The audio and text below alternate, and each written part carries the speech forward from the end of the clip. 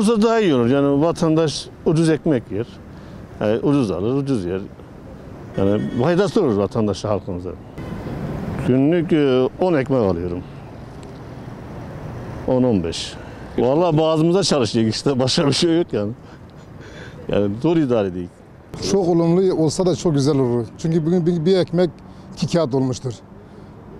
Bazı aileler neredeyse 15 oranta.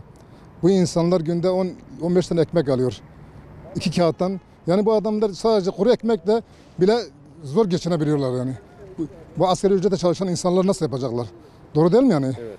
Evet. Siz günde kaç ekmek tüketiyorsunuz? Vallahi biz 2 kişiyiz. Günde 4 ekmek tüketiyoruz.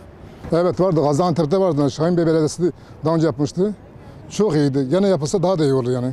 Ya halk ekmek yani fakirden yani bu İstanbul'da var.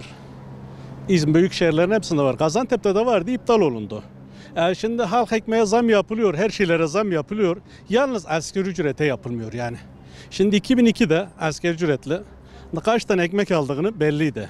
Şimdi kaç lira aldığını belli yani. 2002'de bir asgari ücret kaç tane ekmek alıyor, şimdi kaç tane ekmek alıyor. Bunların hesabını yaparsak güzel olacak yani. Her şeye zam yapılıyor, asgari ücrete yapılmıyor ya, yalnız. Türkiye'de büyük bir kanayan yara bu. Perişanlar. Yani bugün lokantalara gidiyorsun Gaziantep'te önce tadımlık yer ararlarda. Şimdi doyumluk yer arıyor adam, bulamıyor, bir şey yiyemiyor. Acilen lazım, acilen anında lazım yani burası. Siz günde kaç ekmek alıyorsunuz?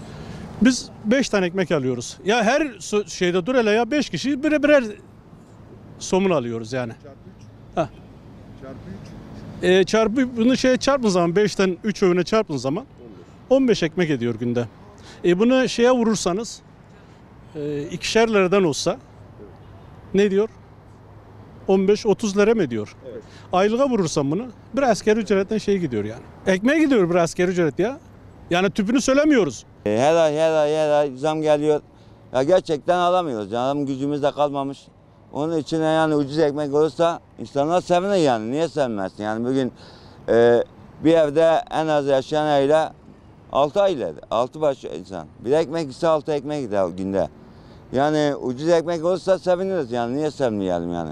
Ya günlük mesela kaç ekmek sana şöyle söyleyeyim.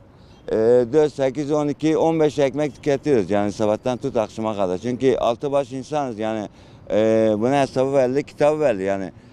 15 ekmeği bugün 2 milyondan 30 TL yapıyor. Günlük 30 TL ekmeği versen yani buna hesabı aya vursa 3 kere 3, 9 hesabı verdi, kitabı verdi yani ucuz ekmek istiyoruz. İstanbul'da ben o kadar sene oturdum. Halk ekmek çok aldık, çok kullandık. Hatta bir sene yakında orada dağıtımda çalıştım halk ekmeğin. Olması iyi tabii. Her tarafta olursa daha güzel olur. Şehrimizde de. Evet, vatandaş faydalanır. Yani bugün geliyor o ekmekçi. O gün ben mesela konuştum bizim bakkala verirken. Abi 270 alıyordum bunu. 350 oldu. Al ekmek 2 lira. İyi olur yaparlarsa. Vallahi Allah sonumuzu hayrede. Bugün bir yumurta 35 lira kolisi.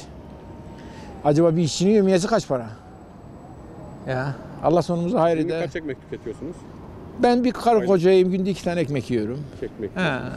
Ucuz ekmek talebiniz var mı? Halk ekmek talebiniz. Olur tabii, olmaz mı? Olmaz mı? İsteriz tabii, niye istemeyelim? 1 lira 1 lira.